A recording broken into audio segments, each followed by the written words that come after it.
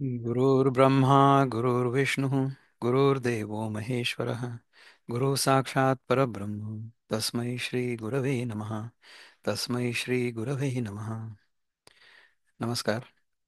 गेल्या सत्रामध्ये आपण 15वा श्लोक शिकायला सुरुवात केली होती. 15वा श्लोक जो आहे 15व्या अध्यायातला, तो सगळ्या गीतेचं सार आहे आणि सगळ्या वेदांताचं सार आहे असं आमचे गुरुजी आम्हाला सांगतात. स्वामी अनुभवानंद. जे सगळ्या वेदांचं सार उपनिषद, उपनिषदांचं सार भगवद्गीता, भगवद्गीतेचं सार 15वा अध्याय आणि 15व्या अध्यायाचं सार म्हणजे 15वा श्लोक 15व्या अध्यायातला. सर्वस्य च अहम म्हणजे सगळं म्हणजे मीच आहे. हृदय सन्निविष्टो म्हणजे सगळ्यांचं हृदय मी आहे. सगळ्यांच्या हृदयाच्या जवळ आहे. सगळ्यांच्या हृदयाला आवरण घातलेलं आहे. मत्तः स्मृतीर ज्ञानम अपोहनंच म्हणजे माझ्यामुळेच स्मृती, ज्ञान, अपोहन म्हणजे विस्मृती च सगळं होतं. स्वप्न, जागृतावस्था आणि सुषुप्ती अवस्था. स्मृती म्हणजे स्वप्नावस्था, ज्ञान म्हणजे जागृतावस्था, अपोहन म्हणजे निद्रावस्था. ह्या तिन्ही अवस्था माझ्यामुळे होतात. वेदैश्च सर्वैरहमेव वेद्यो. सगळे वेद सांगतात की जाणण्यायोग्य एकच गोष्ट आहे, ती म्हणजे मी स्वतः कोण आहे. अहम एव वेद्यो. मी स्वतःच एक जाणण्यायोग्य आहे. वेदांत कृत म्हणजे मी वेदांत केलेला आहे. वेदांत मी तयार केलेला आहे. I am the creator of Vedanta. आणि वेदविद एवच अहम. वेदविद म्हणजे वेद जाणणारा देखील मीच आहे. आपण समजा स्वतःच्या दृष्टिकोनातून विचार केला तर कृष्ण आपल्याला सांगतोय असा विचार नका करू. अगदी स्वतःच्या दृष्टिकोनातून विचार करा की सर्वस्य चाहम. सर्वस्य चाहम म्हणजे सगळीकडे मीच आहे. सगळीकडे मी कसा आहे? कारण की सगळीकडे जे आहे असं मला वाटतंय ते मला कळतं कुठे? ते मला माझ्या आतच तर कळतंय ना. आपल्याला कोणीतरी सांगितलं की हे विश्व अनंत आहे. तर हे अनंत विश्व जे आहे ते कुठे आहे? ते जर मला माहिती असेल तरच ते आहे, माझ्यासाठी आहे. इतर लोकांसाठी जे आहे ते मला कुठे माहिती आहे? तुम्ही स्वतः विचार करा की तुम्हाला आत्तापर्यंत जे जे काही कळलेलं आहे ते फक्त तुम्हालाच माहिती आहे. मला जे कळलं ते तुम्हाला कसं माहिती?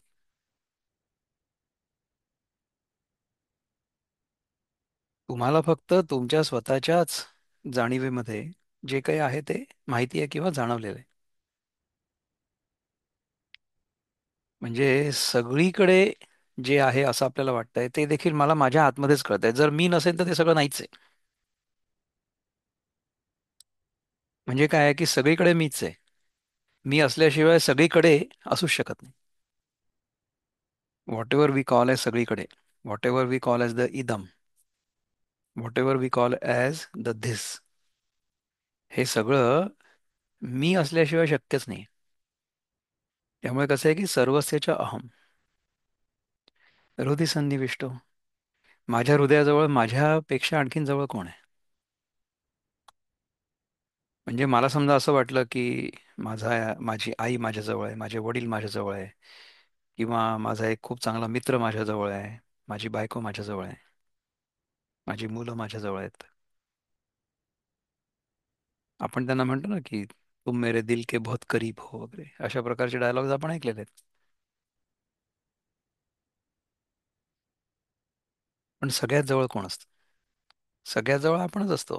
आणि हे जे आपल्यापेक्षा वेगळे आहेत असं आपल्याला वाटतं ते देखील जोपर्यंत आपल्याला त्यांची जाणीव होत नाही तोपर्यंत ते आपल्या जवळ नसतात.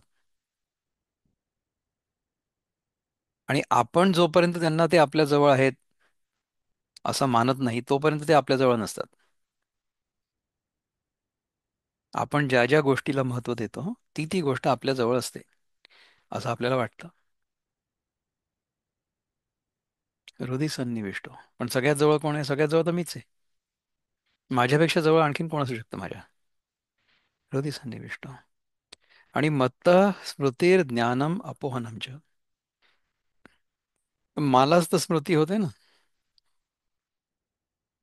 म्हणजे भूतकाळ. ज्ञान म्हणजे आत्ता, वर्तमान काळ. वर्तमान काळामध्ये सगळं ज्ञान होतं. आणि भविष्यकाळ पण कुठे आहे? भविष्यकाळ देखील माझ्या मनातच आहे. म्हणजे माझ्या मनातली कल्पना आहे फक्त ती, की भविष्य काळामध्ये असं होऊ शकतं. भविष्य काळामध्ये असं होऊ शकतं अशी कल्पना मी कशावरनं करतो, किंवा असा मी निष्कर्ष कशावरनं काढतो? असा मी निष्कर्ष आत्तापर्यंत भूतकाळामध्ये मी जी जी निरीक्षणं केलेली आहेत, whatever I have observed in the past, based on that, त्यांच्या आधारावर मी भविष्यात काय होईल याचा निष्कर्ष काढतो. केव्हा काढतो? वर्तमानात.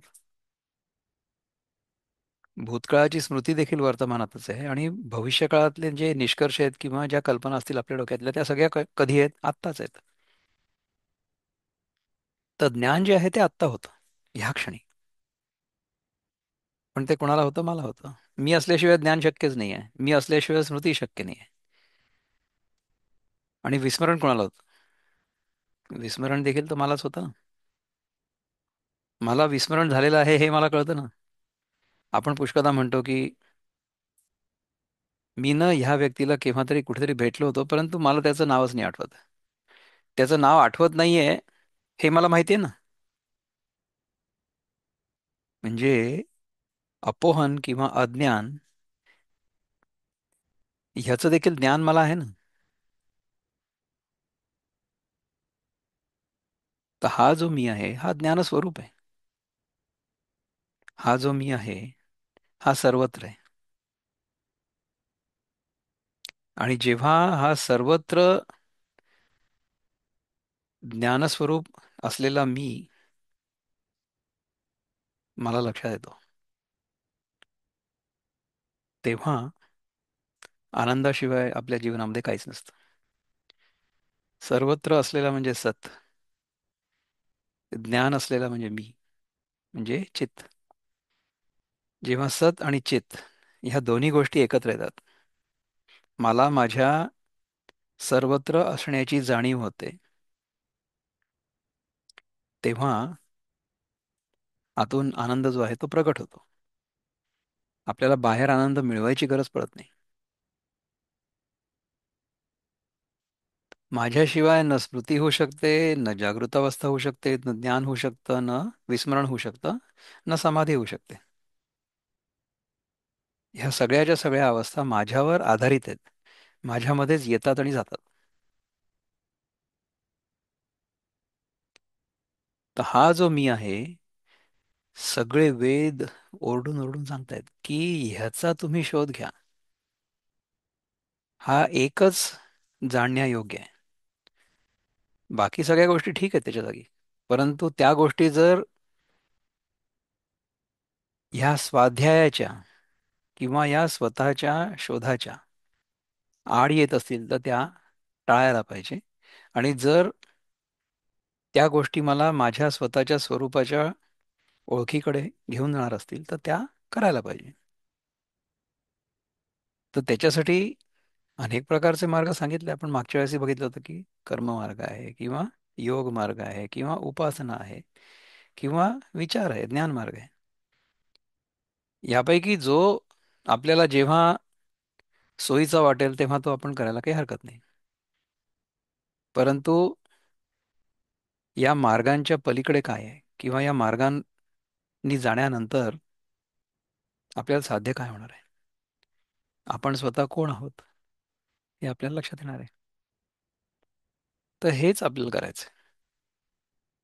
माझ्या स्वतःचा शोध, माझ्या स्वतःची ओळख, आणि माझ्या स्वतःच्या खऱ्या स्वरूपामध्ये स्थित राहणं, हेच मनुष्य जीवनाचं अंतिम ध्येय आहे.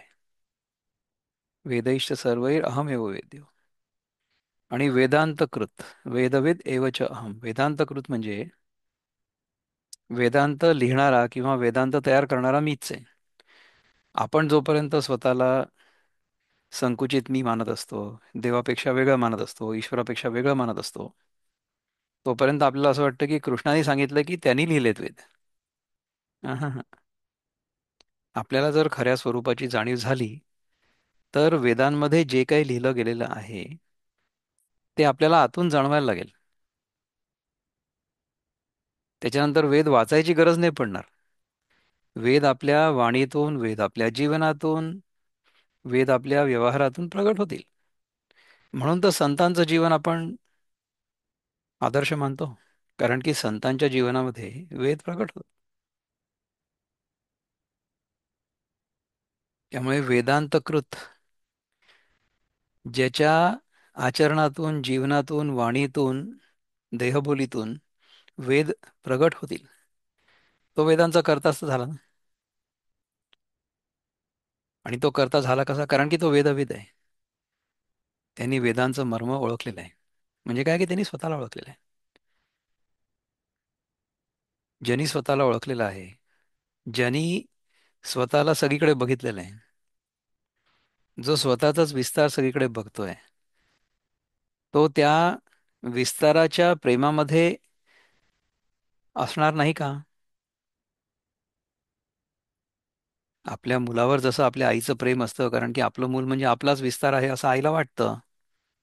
त्याचप्रमाणे ज्ञानेश्वर माऊलींना सगळं विश्व म्हणजे माझाच विस्तार आहे अशी अनुभूती आतून आली. म्हणून सगळ्या विश्वावर त्यांचं प्रेम होतं. म्हणून सगळ्या विश्वाने त्यांच्यावर प्रेम केलं आणि त्यांना माऊली म्हटलं.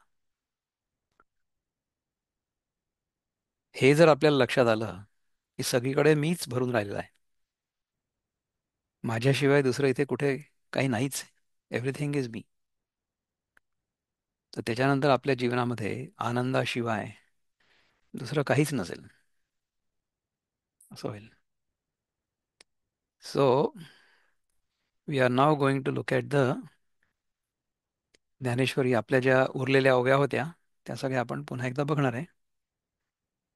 आपण साधारण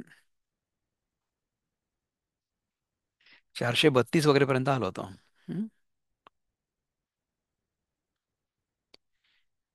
जीवांच्या ज्ञानाला आणि अज्ञानाला मीच कारण आहे असं सांगतात. अर्जुना, ज्याप्रमाणे प्राण्यांच्या निद्रेला किंवा जागृत होण्याला जसा मूळचा म्हणजे झोप लागण्याच्या पूर्वीचा जागेपणा कारण आहे, त्याप्रमाणे जीवांच्या ज्ञान आणि अज्ञानाला मीच मूळ कारण आहे.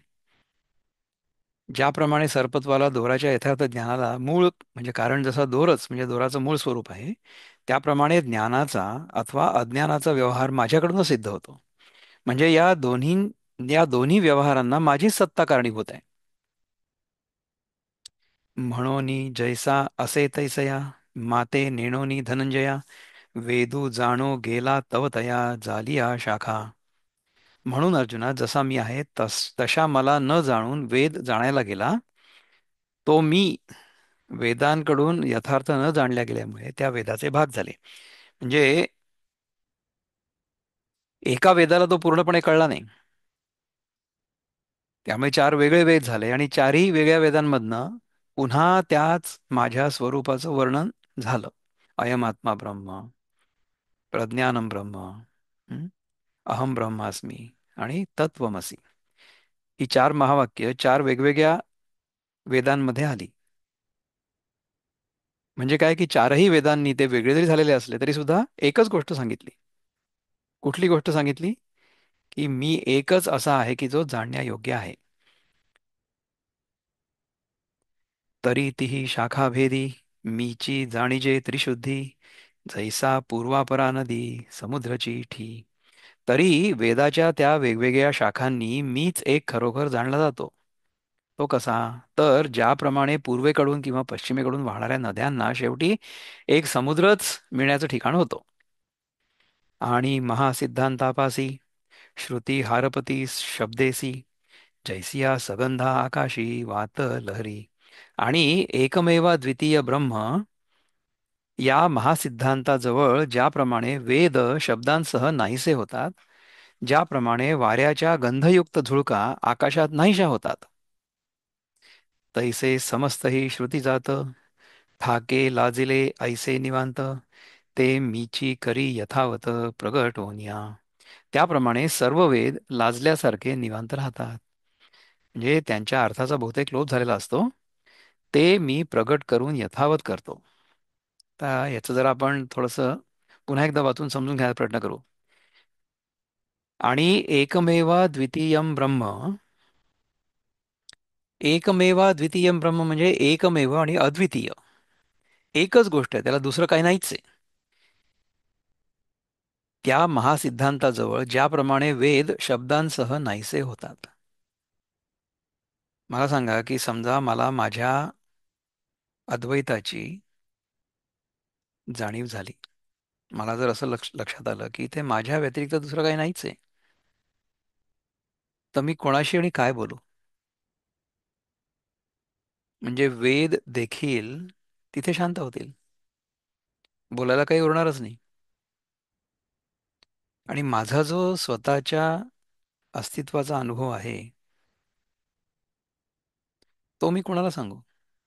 मला माहिती आहे, तो स्वयंसिद्ध आहे. मला नेहमी जाणवतो. मला माझ्या असणेपणाची जाणीव नेहमीच होते. आणि ती तुम्हाला देखील होते. परंतु तोच खरा मी आहे हे आपल्याला जाणवत नाही. आपण स्वतःला त्याच्या व्यतिरिक्त काहीतरी मी असं आहे असं मानतो. आपण जोपर्यंत आपल्या स्वतःच्या मी व्यतिरिक्त दुसऱ्या कुठल्याही गोष्टीला मी आहे असं मानतो, तोपर्यंत ती जी गोष्ट आहे ती अनात्म आहे, इन्क्लुडिंग अवर अहंकार. म्हणजे मला समजा मी विक्रम आहे असं वाटत असलं, तर तो विक्रम नावाचा अहंकार आहे. तर ठीक आहे, विक्रम नावाच्या व्यक्तीने जे जे करायला पाहिजे ते विक्रम नावाची व्यक्ती करते. परंतु जो खरा मी आहे तो त्याच्यापेक्षा वेगळा आहे. हे जर नेहमी लक्षात ठेवलं आपण, हे जर नेहमी लक्षात ठेवलं, तर बोलणं बंद होईल. त्यानंतर काय म्हणतात बघूया ज्ञानेश्वर महाराज. पाठी श्रुतीसकट अशेष, जग हारपे जेथ निशेष, ते निज ज्ञानही चोख जाणता मीची. नंतर वेदांसह संपूर्ण जगत, जिथे त्या शुद्ध आत्मज्ञानात संपूर्ण नाहीचं होतं, ते शुद्ध आत्मज्ञान जाणणारा मीच आहे. मला स्वतःला जाणणारा माझ्या व्यतिरिक्त दुसरा कोण असू शकतो? मला स्वतः जाणणारा मी एकच आहे.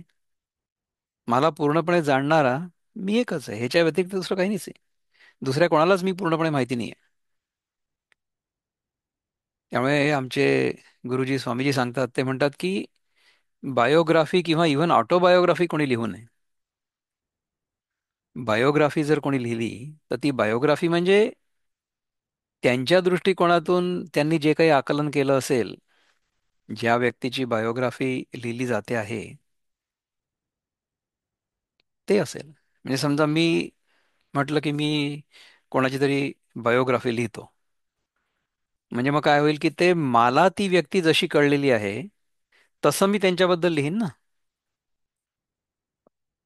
ती व्यक्ती काय आहे ती आपल्याला कळणारच नाही कधी. ती कधीच कळत नाही. किंवा आपण सुद्धा आपण स्वतःची ऑटोबायोग्राफी समजा लिहितो असं म्हटलं, तर आपण काय करतो की आपण फक्त जागृतावस्थेमध्ये जे जे काही अनुभव आपल्याला आले असतील किंवा आपण जे काही केलं असेल त्याच्याबद्दल लिहू. पण व्हॉट अबाउट स्वप्न आणि निद्रा? तर तुम्ही स्वप्नावस्थेमधली आणि निद्रावस्थेमधली देखील बायोग्राफी लिहा, ऑटोबायोग्राफी. नाही तर मग जागृत अवस्थेमधली देखील ऑटोबायोग्राफी नका लिहू. ऑटोबायोग्राफी आपण समजा लिहितो म्हटलं, तर याचा अर्थ हा आहे की जागृत अवस्थेमधल्या अनुभवांना आपण अवाजवी महत्व दिलंय.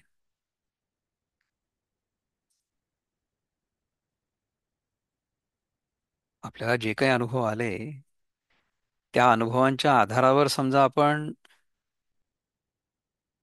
आपलं जीवन सुंदर केलं आणि त्या सुंदर जीवनाचा इतरांवर चांगला परिणाम झाला किंवा इतर लोक त्याच्यामुळे प्रेरित झाले, तर ही चांगली गोष्ट आहे. परंतु ती देखील मी केली आहे अशी भावना नको. म्हणजे मी माझं जीवन वेद वाचून, गीता वाचून सुंदर केलं, असा जर माझ्या मनामध्ये अहंकार असेल, तर मग त्या अहंकारापोटी ज्या लोकांनी तसं केलेलं नाहीये त्यांना मी तुच्छ लेखेन.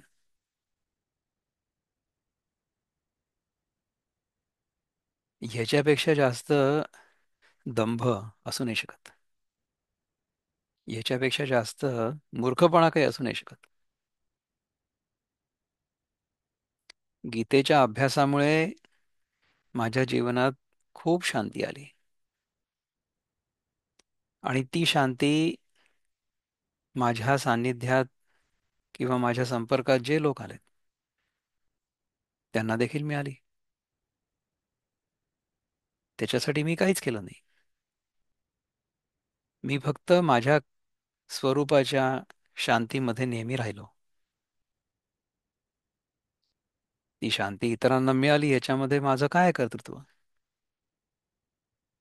ज्याप्रमाणे एखादं फूल फुलल्यानंतर लोकांना जाहिरात करून सांगत नाही की तुम्ही इथे या आणि माझा वास घ्या, त्याची गरजच नाहीये. ते फूल फक्त फुलतं आणि ते स्वतःचा वास स्वतः घ्यायसाठी म्हणून नाही फुलत. त्याचा वास फक्त दरवळतो आणि त्याला हा अहंकार पण नसतो की हे मी फूल झालो. मी फूल झालो असं जर आपल्या मनात आलं तर आपण असं समजावं की तो फूल हा शब्द इंग्रजीतला आहे, FOOL झालं. ज्या क्षणी आपल्या मनामध्ये असं येईल की हे सगळं मी करतोय किंवा मी केलेलं आहे किंवा मी करणार आहे, माझ्या मनात जोपर्यंत कर्ताभाव असेल तोपर्यंत I am the fool of the highest order.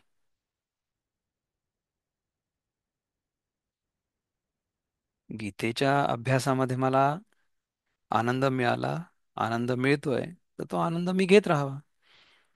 आणि हा माझ्या हातला जो आनंद आहे तो आनंद आपोआप इकडे तिकडे पसरेल.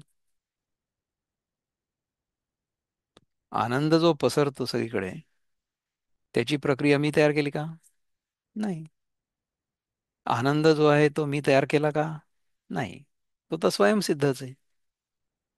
मग मी आनंद देतो, मी गीतेचा अभ्यास करतो, मला आनंद मिळतो आणि मला जो आनंद मिळाला तो मी सगळ्यांना वाटतो. हे जोपर्यंत माझ्या डोक्यात आहे तोपर्यंत I am the fool of the highest order. माझं खरं स्वरूप जे आहे तेच आनंद स्वरूप आहे. त्याच्यामध्ये मी स्थित आहे. त्याच्यामुळे जर आनंद मिळत असेल लोकांना, फार चांगली गोष्ट आहे. त्याच्यामुळे जर काही लोकांना असं वाटत असेल की is just putting on a show, तर मग ठीक आहे. This is what people might think.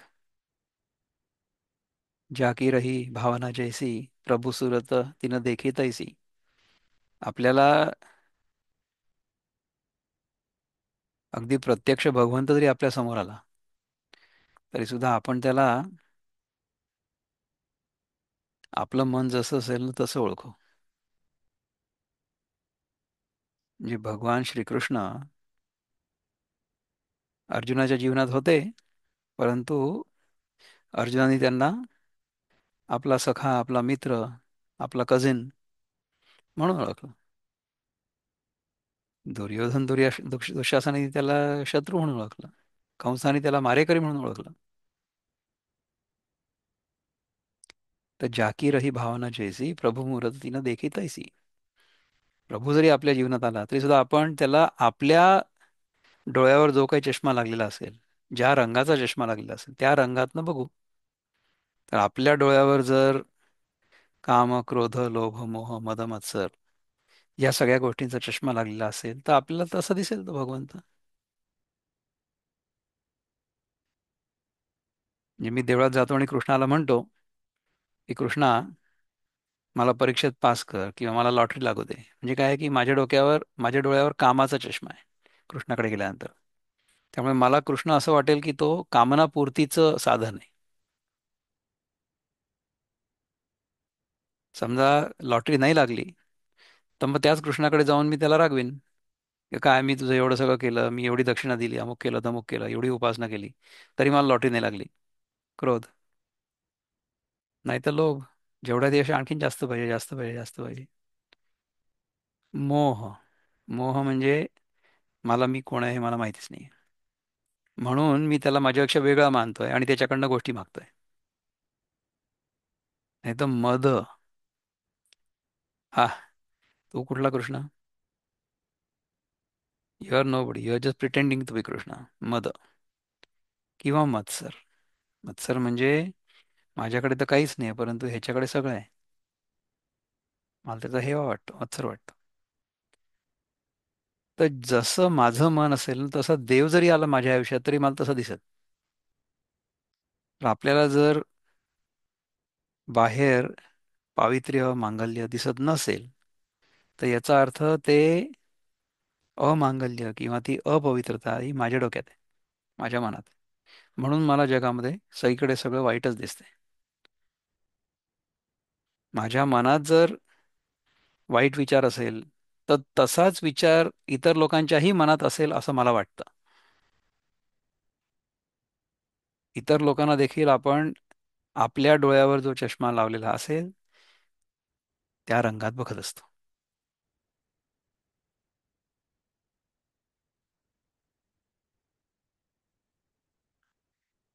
जैसे निदेलिया जागिजे, तेव्हा स्वप्नीचे कीर नाही तुझे, परी एकत्व ही देखो पाविजे आपलेची. ज्याप्रमाणे निजलेल्यास जाग केलं म्हणजे त्यावेळेस त्याला स्वप्नात भासलेलं द्वैत अजिबात नाहीसं होतं. एवढंच नाही तर त्याला पूर्ववत आपल्या एकाकीपणाचं भानही होतं. निजलेल्याला जाग केलं, आपल्याला समजा झोपेमध्ये काहीतरी स्वप्न दिसलं, तर स्वप्नातनं उठल्याबरोबर जागं झाल्याबरोबर असं लक्षात येतं की जे आपण बघत होतो ते असंच होतं, वेगळंच होतं काहीतरी. ते खोटं होतं हे कळतं आपल्याला. इथे तर मी एकटाच आहे, दुसरं कोणी नाहीच आहे. तरी मला हे सगळं जग दिसलं स्वप्नातलं. तो स्वप्नातलं जे द्वैत होतं ते जागेपणी अद्वैतामध्ये त्याचं रूपांतर झालं. किंवा जागेपणीच्या अद्वैतात किंवा एकांतात आल्यानंतर आपल्याला असं लक्षात आलं की आत्तापर्यंत आपण जे बघत होतो स्वप्न ज्याच्यामध्ये आपल्याला द्वैत दिसत होतं ते खोटं होतं.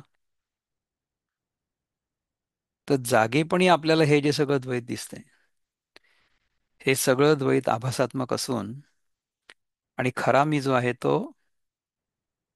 अद्वैतातच आहे, हे जर कळायचं असेल तर आपल्याला ही गीता शिकणं भाग आहे. म्हणजे मग आपल्याला कळेल की द्वैत हे आभासात्मक आहे, अद्वैत हे सत्य आहे. तैसे आपले अद्वयपण मी जाणतसे तुझे नवीन, तया ही बोधा कारण जाणता मीची. त्याप्रमाणे माझा अद्वैतपणा मी द्वैत संबंधाशिवाय जाणतो. म्हणजे द्वैत काहीच नाही, तर मी एकच आहे असं जाणतो. आणि मीच एक आहे अशा ज्ञानालाही जाणण्यास मीच कारण झालेलो आहे. म्हणजे द्वैत नाही आहे काहीच. मला स्वप्नामध्ये असताना द्वैत दिसत होतं, परंतु जागं झाल्यानंतर मला लक्षात आलं की मी एकटाच आहे इथे, मी दुसरं इथे कोणी नाहीच आहे. मलाच माझ्याच मनामध्ये ह्या सगळ्या कल्पना दिसत होत्या. तर मी एक आहे हे जाणणारा देखील मीच आहे. So I am the only one. There is nothing here other than my self.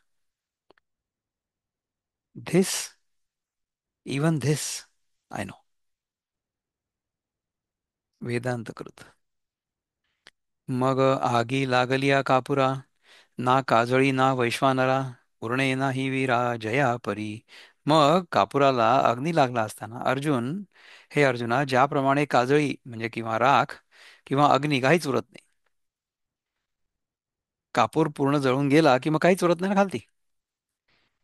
तेवी समूळ अविद्या खाये, ते ज्ञानही जे बुडोनी जाये, तरी नाही कीर नोहे आणि न साहे असणेही.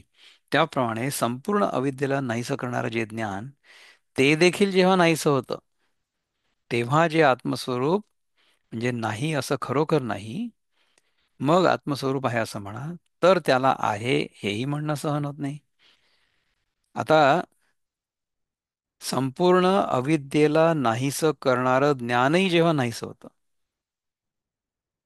म्हणजे काय आहे की ह्या सगळ्या जगाचं ज्ञान मला होत आहे आणि तेच खरं आहे असं मी मानतो, ह्याला म्हणतात अविद्या.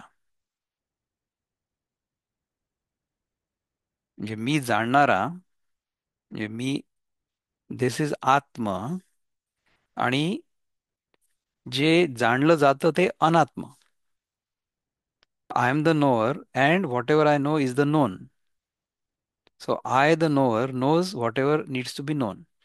तर हे सगळं अविद्येचं ज्ञान जे आहे ते ज्ञानाने सगळं जळून जातं. When I get the understanding of my own true self by that knowledge, everything that is anatma will disappear. Once that disappears, then the one who was considering himself to be the knower of that anatma also disappears. Because if there is nothing to know, who is this knower going to know? Or what is this knower going to know? If I realize that I am pure awareness, and in that awareness, this knower known duality simply appears. हे खरं ज्ञान आहे. खरं ज्ञान हे आहे की माझ्या जाणीवेमध्ये एक अहंकार रूपी जाणणारा ज्ञाता निर्माण होतो आणि त्याला जे कळतं, जे आपल्यापेक्षा वेगळं आहे असं वाटतं, असं जग निर्माण होतं. अशा प्रकारचं द्वैत जेव्हा नष्ट होतं, संपूर्ण अविद्येला नाहीसं करणारं जे ज्ञान, ते देखील जेव्हा नाहीसं होतं, म्हणजे काय की माझ्या वेगळेपणाचा अहंकार जेव्हा नाहीसा होतो, तेव्हा जे काही म्हणजे आत्मस्वरूप नाही असं खरोखर नाही, म्हणजे काय नाहीये तो अहंकार नाहीये. पण मग आत्मस्वरूप आहे असं म्हणा, तर त्याला आहे हेही म्हणणं सहन होत नाही. म्हणजे जे उरतं ते खरं तर आहे, परंतु जे नेहमीच आहे त्याला आहे म्हणायची काय गरज आहे? म्हणजे मला माहिती आहे की मी विक्रम आहे. मला हे माहिती आहे की मी समजा म्हटलं की मी पुरुष आहे. तर मी जर सगळीकडे जाऊन लोकांना सांगायला लागलो की बघा बरं की मी पुरुष आहे, मी पुरुष आहे, पुरुष आहे.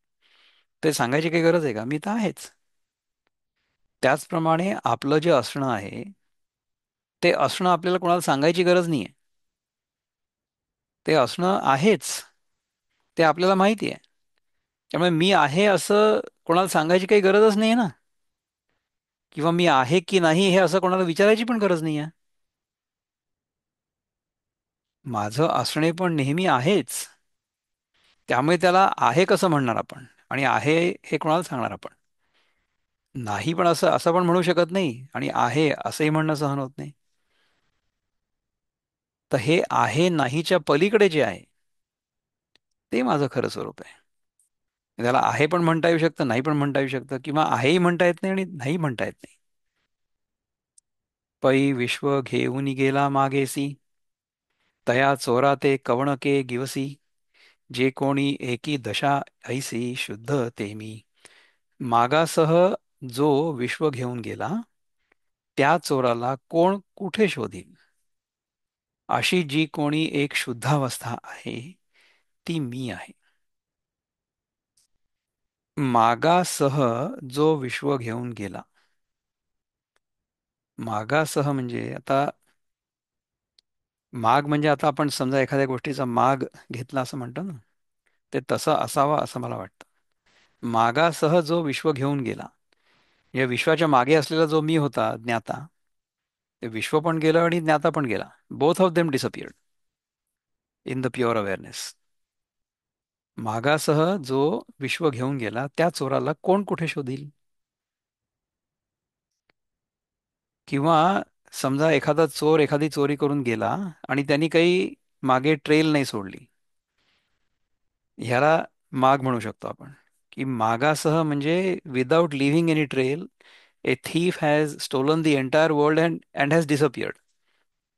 म्हणजे मागासह चोर अखिल विश्वाची चोरी करून घेऊन गेला. त्या चोराला कोण कुठे शोधेल? हाऊ कॅन वी फाइंड हिम? अशी जी कोणी एक शुद्धावस्था आहे ती मी आहे. म्हणजे हा जो अहंकार आहे की जो सगळ्या जगाला जाणतोय, तो अहंकार ह्या जगासकट नाहीसा झाला. So this whole limited me, the knower me, disappeared along with the known world. Once the knower and the known world both disappear, then how are we going to find him? त्या चोराला कोण कुठे शोधी? अशी जी शुद्धावस्था आहे ते माझं खरं स्वरूप आहे. ऐसी जडाजड व्याप्ती, रूपकरिता कैवल्यपती, ठीकेली निरूपहिती आपुल्या रूपी. ह्याप्रमाणे मोक्षाच्या स्वामींनी म्हणजे श्रीकृष्णांनी चराचरातील आपल्या व्याप्तीचं वर्णन करता करता आपल्या निरुपाधिक रूपात त्या व्याख्यानाचं पर्यावसान केलं. म्हणजे पहिले काय सांगितलं की सगळीकडे मी व्याप्त आहे, आणि नंतर आपलं जे निरुपाधिक रूप आहे. निरुपाधिक रूप म्हणजे त्याला काही उपाधी नाही. निरुपाधिक म्हणजे there is no adjective, there is no description, there is no उपाधी. उपाधी म्हणजे पुष्कळदा आपण म्हणतो ना की माझ्याजवळ BA आहे, MA आहे, PhD आहे, ह्या सगळ्या उपाध्या आहेत. त्याचप्रमाणे खऱ्या मीवर मी देह आहे ही उपाधी आहे, किंवा मी मन आहे ही उपाधी आहे. मग त्याच्यानंतर काय होईल की मी देह आहे असं वाटलं तर मग मला उपाधी काय होईल की मी पुरुष आहे किंवा मी स्त्री आहे, किंवा मी लहान आहे मी मोठा आहे, किंवा मी म्हातारा आहे, किंवा मी सुंदर आहे, किंवा मी कुरूप आहे. ह्या सगळ्या ज्या उपाधी आहेत ना, ह्या पहिली जी उपाधी आहे की मी देह आहे, ह्याच्यावर आधारित. आणि अशा अनेक उपाधी आपण आपल्या मागे लावून ठेवल्या आहेत, की मी श्रीमंत आहे, मी गरीब आहे, मी हुशार आहे, मी ढप्पस आहे. हं? अशा अनेक उपाधी आपण आपल्या मागे लावून ठेवल्या आहेत. पण जो निरुपाधिक आहे त्या रूपात त्या व्याख्यानाचं पर्यावसान केलं. कृष्णाने काय केलं? पहिले मी सगळीकडे असं सांगितलं, नंतर मग शेवटी सांगितलं की मी निरुपाधिक आहे. तो आघवाची बोधू सहसा, अर्जुनी उमटला कैसा, व्योमीचा चंद्रोदयो जैसा, श्रीरार्णवी. अथवा तो सर्व बोध तो सर्व बोध अर्जुनाच्या ठिकाणी एकदम कसा उमटला? तर आकाशातील चंद्राचा उदय जसा क्षीरसमुद्रात प्रतिबिंबित होतो तसा. समजा क्षीरसमुद्रात चंद्राचा उदय प्रतिबिंबित होतो. क्षीरसमुद्र म्हणजे काय माहिती आहे का तुम्हाला? क्षीर म्हणजे दूध. क्षीरसमुद्र म्हणजे दुधाचा समुद्र. दुधाच्या समुद्रामध्ये चंद्रोदय झाल्यानंतर कसा प्रतिबिंबित होईल? तुम्ही विचार करून बघा.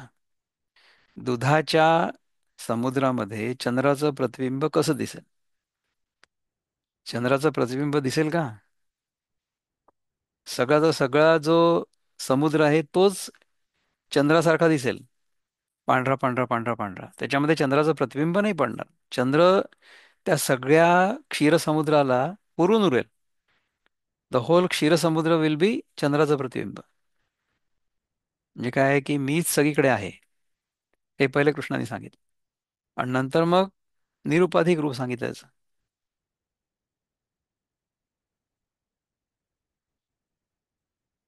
तो सर्व बोध अर्जुनाच्या ठिकाणी एकदम कसा उमटला? तर आकाशातील चंद्राचा उदय जसा क्षीरसमुद्रात प्रतिबिंबित होतो तसा. म्हणजे चंद्राचा उदय झाल्याबरोबर सगळा समुद्र जो आहे तो क्षीराचा झाला. कृष्णाने हे सगळं सांगितल्यानंतर सांगितल्याबरोबर अर्जुनाला स्वतःच्या स्वरूपाचा बोध झाला. का प्रतिभिंती चोखटे, समोरील समोरील चित्र उमटे, तैसे अर्जुने आणि वैकुंठे नांदसे बोधू. अथवा ज्या भिंतीवर चित्र काढलेली आहेत त्या भिंतीच्या समोरची भिंत जर आरशासारखी प्रतिबिंब ग्रहण करणारी अशी चकचकीत असेल तर तिच्या त्या चित्रांचं प्रतिबिंब जसं स्वच्छ स्पष्टपणे उमटतं, त्याप्रमाणे अर्जुनामध्ये आणि श्रीकृष्णामध्ये एक बोध नांदत आहे. मग म्हणजे स- हृदय सन्निविष्टो हे जे म्हटलंय ना, त्याच्यामध्ये कृष्ण आणि अर्जुन हे एक झाले, असं ज्ञानेश्वर महाराज म्हणतात. तर ह्या ओवीचा नंबर आहे 444. ठीक आहे. तरी बाप वस्तू स्वभाव, भावे तव तव गोडी एक ठावो, म्हणून अनुभवियांचा अनुभवियांचा राहो, अर्जुन म्हणे. अनुभवियांचा राहो म्हणजे अनुभवी जे आहेत त्यांचा राहो, म्हणजे त्यांच्यातला श्रेष्ठ असं असावं असं मला वाटतं, पण हे आपण बघूया काय आहे. तरी काय आश्चर्य आहे, पहा की ते वस्तूचं स्वरूप जो जो अनुभवास येते, तो तो त्याच्या संबंधीची गोडी अधिक बळावत जाते. आणि म्हणूनच अनुभव्यांचा राजा, अनुभवयांचा रावो म्हणजे जे जे अनुभव करते आहेत आपल्यासारखे, त्यांचा राजा म्हणजे अर्जुन काय म्हणाला? जी व्यापकपण बोलता, निरुपाधिक जे आता, स्वरूप प्रसंगता बोलिले देवो. महाराज, आपल्या व्यापकपणाचं वर्णन आपण करत असताना प्रसंगानुसार, म्हणजे हे देवाने आपलं जे निरुपाधिक स्वरूप सांगितलं, ते एकवेळ अव्यंगवाणे की जो का मज कारणे, तेथ द्वारकेचा नाथू म्हणे भले केले. तेच निरुपाधिक स्वरूप मला पुन्हा एक वेळ काही न्यून न सांगता किंवा न ठेवता सांगा कृपा करून. इथे असं अर्जुन जेव्हा म्हणाला, तेव्हा द्वारकेचे राजे श्रीकृष्ण म्हणाले, चांगलं केलं. पै अर्जुना आम्हाही वाडे कोडे, अखंडा बोलो आवडे, परी काय कीजे न जोडे पुसते ऐसे. अर्जुना, आम्हाला देखील मोठ्या कौतुकाने नेहमी याविषयी बोलणं आवडतं, परंतु काय करावं, तसा विचारणारा मिळत नाही. म्हणजे देवाकडे जाऊन आपण अनेक गोष्टी मागतो, परंतु देवा तुझं खरं स्वरूप काय आहे हे तुम्हाला सांग, हे आपण नाही विचारत. आजी मनोरथांची फळ जोडलासी तू केवळ, जे तोंड भरूनी निखळ आलासी पुसो. आज तू एकटाच आमच्या मनोरथाला फळ मिळालेला आहेस. आमची जी निरुपाधिक स्वरूप वर्णन करण्याची इच्छा, ती सफल करणारा आज तू एकटाच भेटला आहेस. कारण की फार कमी लोक असं विचारतात ना, की देवा तुझं जे निरुपाधिक स्वरूप आहे ते मला समजावून सांग. कारण की तू मोठ्या हौसेने केवळ हेच म्हणजे निरुपाधिक स्वरूपाविषयीच विचार करायला आलेला आहेस. जे अद्वैता ही वरी भोगिजे, ते अनुभवीच तू विरजे, पुसोनी मज माझे देतासी सुख.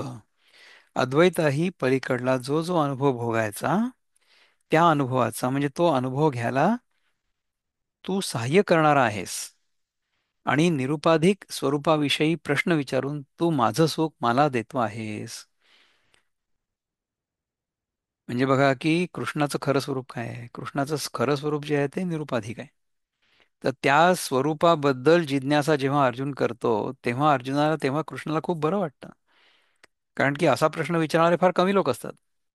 देवाकडे जाऊन मागणारे खूप लोक असतात, परंतु देवाचं खरं स्वरूप जाणून घेण्यासाठी उत्सुक किंवा इच्छुक हे फार कमी असतात लोक. तर त्यापैकी एक अर्जुन आहे, म्हणून कृष्णाला ह्याचं खूप समाधान आहे. जैसा आरिसा आलिया जवळा, दिसे आपण पे आपला डोळा, तैसा संवादिया तो निर्मळा शिरोमणी. ज्याप्रमाणे आरसा जवळ आला असता आपल्या दृष्टीने आपलं स्वरूप आपल्याला दिसतं, त्याप्रमाणे शुद्ध संवाद करणाऱ्यांमध्ये तू श्रेष्ठ आहेस. तुवा नेणोनी पुसावे, मग आम्ही परिसऊ बैसावे, तो गाहा पाडू नवे सोय रेया.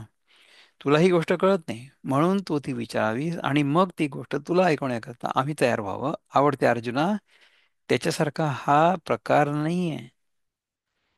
ऐसे म्हणून आलिंगिले, कृपादृष्टी अवलोकिले, मग देवो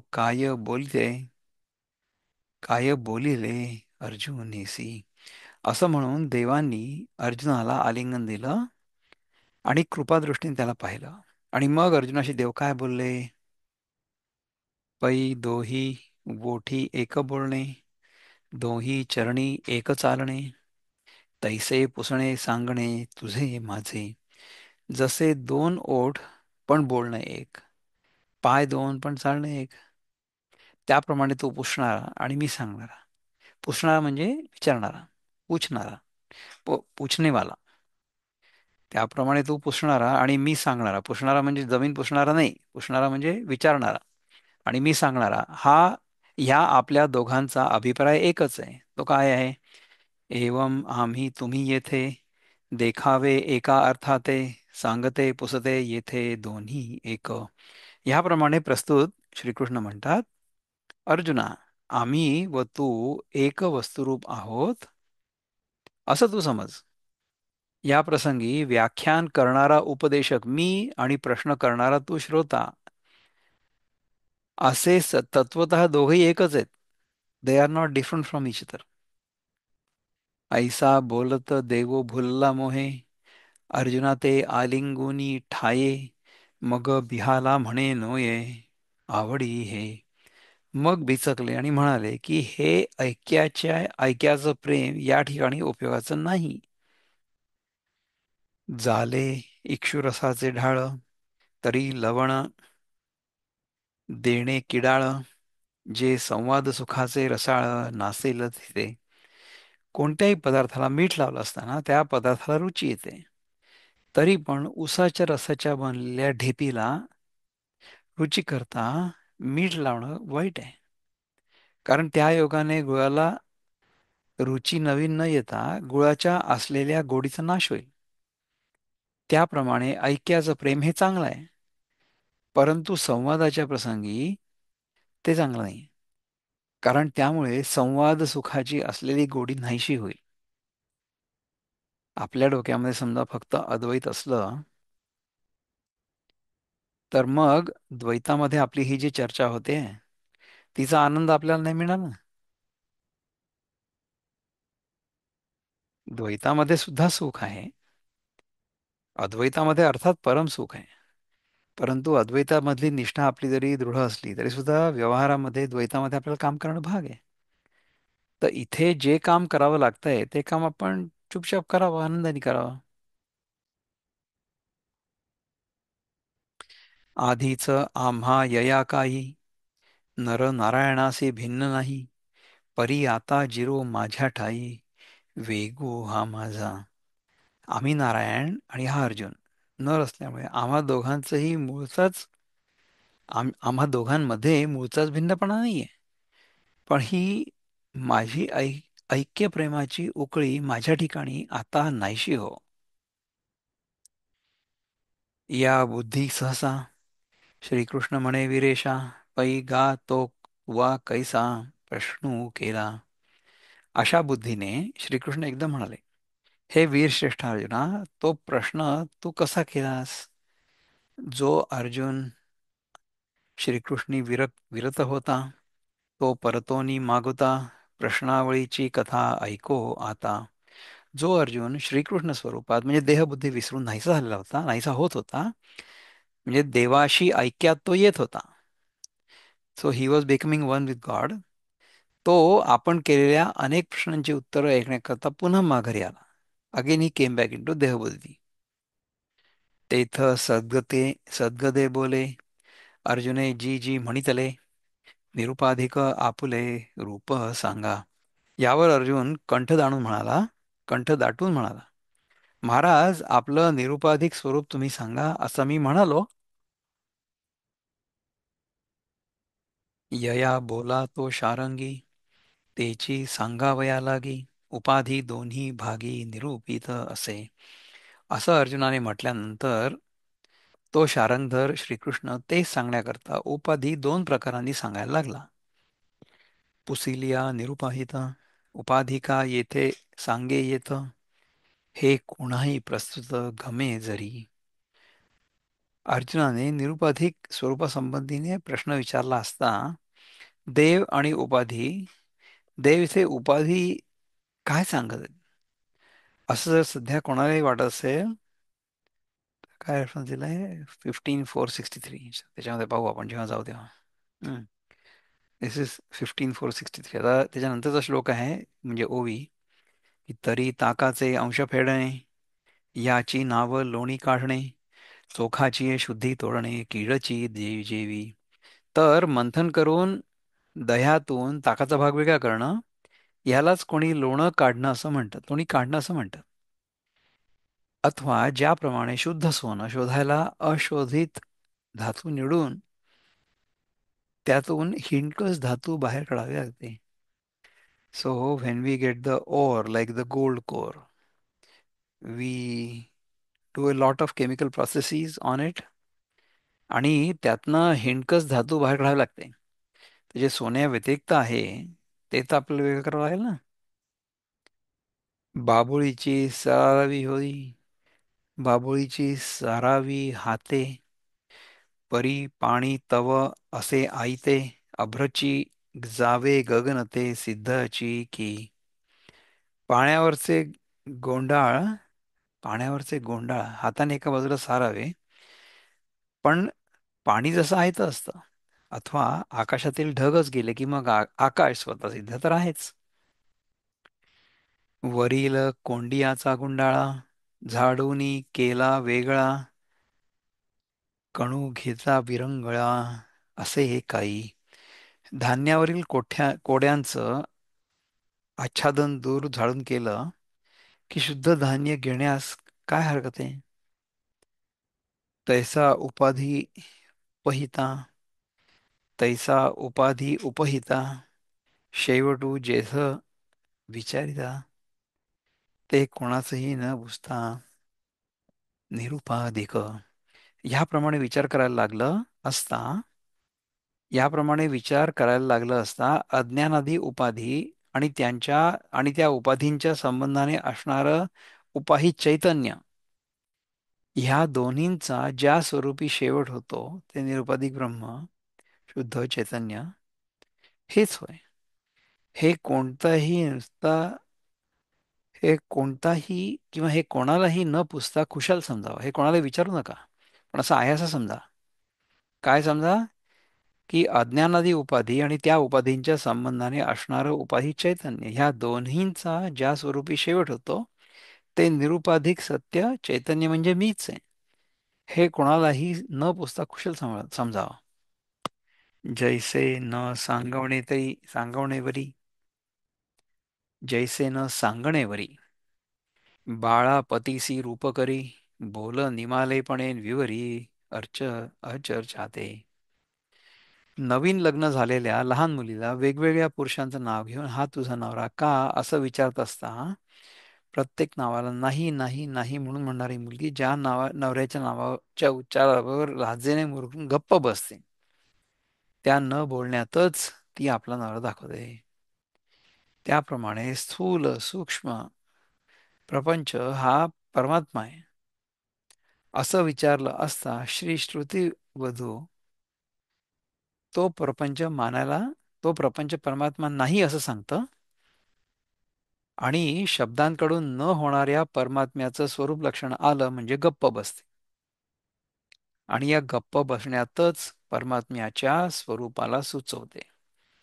आता तुम्ही हे उदाहरण बघा किती चांगलं आहे ते, की नवीन लग्न झालेल्या लहान मुलीला वेगवेगळ्या पुरुषांचं नाव घेऊन हा तुझा नवरा का असं विचारत असतात, तेव्हा प्रत्येक नावाला नाही नाही नाही असं म्हणणारी जी मुलगी ज्या नावाच्या उच्चाराबरोबर लाजेने मुरकून गप्प बसते, त्या न बोलण्यातच ती आपला नवरा दाखवते. म्हणजे कसं आहे बघा, की हे सगळं जग जे आहे ना, हे सगळं जग म्हणजे मी नाही आहे हे मला कळतं. मग आपल्याला जो स्वतःच्या स्वरूपाची ओळख करून देणारा आहे गुरु आपला, तो एक एक एक एक करत एलिमिनेशनच्या प्रोसेसनी आपल्याला स्वतःच्या स्वरूपाचं दर्शन करून देतो. कसं? की हे समोर तुला जे झाड दिसतंय ते तू आहे का? मी म्हणतो मी नाही आहे. त्याच्यानंतर मग जवळ आल्यानंतर ह्या घरात, ज्या घरात तू राहतोय ते घर तू आहे का? तर तो म्हणतो नाही. ज्या घरातल्या छोट्या बेडरूम मध्ये तू बसलेला आहे तो ते तू आहे का? तो म्हणतो नाही. त्या खोलीमध्ये जो पलंग आहे त्याच्यावर तू बसलेला आहेस तर तो पलंग म्हणजे तू आहेस का? नाही. तर असं करत करत सूक्ष्म सूक्ष्म सूक्ष्म सूक्ष्म हा विचार करत करत आपण जर हे मी नाहीये, ते मी नाहीये, ते मी नाहीये, ते मी नाहीये असं नेती नेती न इति न इति न इति न इति करत करत जेव्हा आपल्या स्वतःच्या स्वरूपाकडे येऊन पोचतो, तेव्हा काहीच बोलायची गरज नसते. अरे हा हे सापडलं. तर त्याचप्रमाणे नवीन लग्न झालेल्या मुलीला जेव्हा अनेक पुरुषांची नावं सांगितली जातात, तेव्हा ती नाही नाही नाही नाही बोलते. परंतु तिच्याच नवऱ्याचं नाव जेव्हा सांगितलं जातं तेव्हा ती होई म्हणत नाही, नाही म्हणत नाही, ती फक्त चुपचाप राहते. किती सुंदर आहे ना उदाहरण. पै सांगणे या जोगे नव्हे, तेथीचे सांगणे ऐसे आहे, म्हणून उपाधी लक्ष्मी नाही, बोलीजे आधी. त्याप्रमाणे जे निरुपाधिक स्वरूप सांगण्याजोगं नाहीये, ते स्वरूप सांगण्याचा असा प्रकार आहे. म्हणजे ते स्वरूप साक्षात शब्दांनी सांगता येत नाही, म्हणून उपाधीचं वर्णन करणं हेच त्याचं सांगणं होय. म्हणून लक्ष्मीपती जे श्रीकृष्ण ते प्रथम उपाधी सांगतात. म्हणून त्यांनी पहिल्यांदी मी कोण आहे, सगळीकडे मी आहे हे सांगितलं. पहाडिव्याची चंद्ररेखा, निरुती धावावया शाखा, दाविजे तेवी औपाधिका बोली या. शुक्ल पक्षातील प्रतिपदेची चंद्रकोर नेमकी दाखवण्याकरता जशी झाडाची फांदी दाखवावी लागते, त्याप्रमाणे हे उपाधीचं वर्णन करणं आहे. म्हणजे तुम्हाला जर अगदी बारीक चंद्रकोर दाखवायची असली, ती समजा आपल्याला दिसत नसली, तर आपण काय म्हणू की हे झाड आहे ना, या झाडाकडे बघ. मग त्या झाडाची ती फांदी आहे ना, त्याच्याकडे बघ. त्या फांदीच्या टोकावर जे तुला दिसतंय ना, ते सूर्याचं बिंब आहे. अशा प्रकारे, किंवा सॉरी, सूर्याचं बिंब नाही, ते ती चंद्राची कोर आहे, कारण की ती दिसायला फार कठीण होती ना. म्हणून ती असं असं आधाराने आधाराने दाखवली गेली. त्याचप्रमाणे आपलं जे स्वरूप आहे ना, ते आधाराने आधाराने आपल्याला दाखवलं जातं, आणि शेवटी दाखवलं जातं की हा ते आहे. आणि ते आपल्याला दिसलं, ते आपल्याला आपल्याला बघायला आलं की मग आपल्या मनातले सगळे प्रश्न चालले जातात. तर त्याप्रमाणे आपल्या खऱ्या स्वरूपाकडे घेऊन जाण्यासाठी वेद आहेत, उपनिषद आहेत, गीता आहेत, किंवा संत लोक आहेत, ते आपल्याला हळूहळू आपल्या स्वरूपाचं दर्शन घडवून देतात. पण ते झाल्यानंतर आपण गप्प होतो. मग तो म्हणे का सव्यसाची, पै ये संसार पाटणीची, वस्ती सावियाटाची, पुरुषी. मग ते श्रीकृष्ण म्हणाले, अरे अर्जुना, या संसाररूपी नगरातील वस्ती स्वभावतःच अल्प अशा दोन पुरुषांचीच आहे. ह्या संसाररूपी नगरातील वस्ती स्वभावतः अल्प अशा दोन पुरुषांचीच आहे. तर ही जी इथली वस्ती आहे स्वभावतः दोनच अल्प पुरुषांची, म्हणजे कोण? हा एक जाणणारा, आणि ते जाणलं जाणारं किंवा जाणलं गेलेलं, हेच इथे आहे फक्त. तर हा 16वा श्लोक आहे. या 16व्या श्लोकामध्ये भगवान काय सांगतात ते आपण पुढच्या वेळेस बघू. तर 15व्या अध्यायाच्या चिंतनाबद्दल जर कोणाला काही बोलायचं असेल, थोड्या तुम्ही बोलू शकता. गो हेड. अदरवाईज आपला 15वा श्लोक संपलेला आहे. नमस्कार दादा. बोला संगीता ताई. बोला. फुलाचं उदाहरण आणि चंद्रकोरीचं उदाहरण फार सुंदर होतं. Yes, absolutely. मस्त. आणि मला एक विचारायचं होतं, उपस्थिती फार कमी आहे, काय कारण असावं याचं? मागच्या वेळेस तुम्हाला सांगितलं होतं ना मी, की हम्म. गर्दी कुठे होते? म्हणजे गर्दी इथे होते क्रीम आहे पहिले, म्हणायचं का आपण? पहिले भोगी, हा, भोगी नंतर कामी, कामी नंतर रोगी, हो. आणि तिसरे तिसरे ही सगळी चौथी कॅटेगरी आहे, जिथे सगळं ठीक आहे परंतु we want to go further. हे जिम आहे. हम्म. म्हणून इथे नेहमीच हम्म. गर्दी कमी असते. इथे आपल्याला मिळत काहीच नाही ना. आपल्या नाही, मिळतं आपल्या हो या खूप. चिंतनामध्ये जे आहे आपल्याजवळ ते सगळं चाललं जातं. हे चिंतन आहे ते. जे आपल्याला आहे असं हम्म. वाटतं ते नाही आहे हे कळतं, त्यामुळे ते चाललं जातं, डिझॉल्व्ह होतं. तर ज्यांना त्यांच्याजवळ जे जे काही आहे ते हम्म. ते जावं असं वाटत नसेल, हम्म. so those who don't want to lose whatever they have, they will be हम्म. very afraid to come to this session. कारण की हे हम्म. कळलं ना आपल्याला, आपण कोण हम्म. आहोत, तर जगाबद्दल आपल्या हम्म. मनामधली जी आसक्ती आहे ती पूर्णपणे चालली जाईल. म्हणजे काय की बरोबर. आपण आतापर्यंत जे जे जमा केलं होतं ते सगळं हम्म. चाललं जाईल हम्म. ना, ते सगळं गळून पडेल. तर ज्यांना ते सगळं गळून पडावं अशी इच्छा नसेल, ते लोक इथे येणारच नाही. हो, त्यामुळे इथे ते गर्दी ठीक आहे. होईल अशी माझी अपेक्षा पण नाहीये. नाही, नाही, अपेक्षा नाही. पण मग मला वाटतं की ती लिंक ना, मला आता मी नवीनच जॉईन झाली, मला पहिल्यांदा 2-3 वेळा कळलंच नाही की लिंक आली नाही तर आता जॉईन कसं व्हायचं. मग मी त्या आनंद यात्रेवरती गेली आणि मग तिथे मला लिंक सापडली. आणि आता मी सकाळी माझ्या ब्रेन मध्ये ते फिक्स करते की 7:30 आनंद यात्री, की येस, बरोबर 7:30 ला मला ते तिथे मी पोहोचून जाते. करेक्ट. एकदा तिथे नाही, आणि फीड केलं युट्यूबवर की पण आहे ना, आपल्या युट्यूबवर सुद्धा ती लिंक आहे. युट्यूबच्या चॅनलवर तुम्ही जर गेलात ना, युट्यूबच्या हम्म. चॅनलच्या हम्म. डिस्क्रिप्शनमध्ये ती लिंक आहे, की दर मंगळवारी ओके, शुक्रवारी ओके. आपण यावेळेस भेटतो, तर ती युट्यूबवर पण आहे लिंक. बरं. है ना? ठीक आहे. आज म्हणजे माझा प्रॉब्लेम सॉल्व्ह झाला. मला सुरुवातीला लक्षातच येईना, की कसं यायचं? मंगळवार, शुक्रवार अरे विसरूनच गेली. मग आता काय करायचं? मग जेव्हा केव्हा मला आठवलं तेव्हा मी जॉइन झाली. मग कधी करेक्ट. कधी तर अगदी जरूर येत जा संपताना आला. नेहमी, आणि ती लिंक आपल्या युट्यूब चॅनलवर आहे सगळीकडे, त्यामुळे तुम्ही येऊ ओके, शकता. ओके. ठीक आहे. हो, नाही येतेच मी. आता तर मी सकाळी मंगळवार, शुक्रवार सकाळीच डोक्यात टाकून ठेवते, की हां येस. 7:30 संध्याकाळ. येस. की बरोबर जॉइन होते. Very good. छान तर हा आता वाटलं. आपण 15व्या अध्यायातला 15वा श्लोक शिकलो. होपफुली सगळ्यांना तो कळला, आणि त्याच्या आनंदात आपण आता राहू. तर आजचा आपण इथे कार्यक्रम संपवू. ओम पूर्णमद पूर्णमिदं पूर्णात् पूर्णमुदच्यते पूर्णस्य पूर्णमादाय पूर्णमेवावशिष्यते. ओम शांती शांती शांती. हरि ओम श्री गुरुभ्यो नमः. हरि ओम. नमस्कार.